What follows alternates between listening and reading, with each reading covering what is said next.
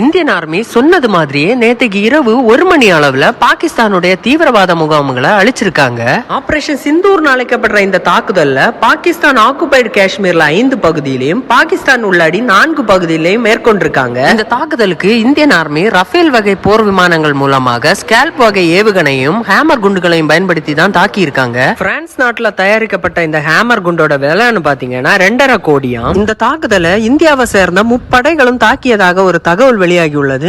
இந்த தாக்குதல்ல ஜெய்ஷி முகமதுடைய தலைவரான மௌலானா மசூத் இறந்ததாக ஒரு செய்தி வெளியாகியுள்ளது. ஆனா அது இன்னுமே கன்ஃபார்ம் ஆகல.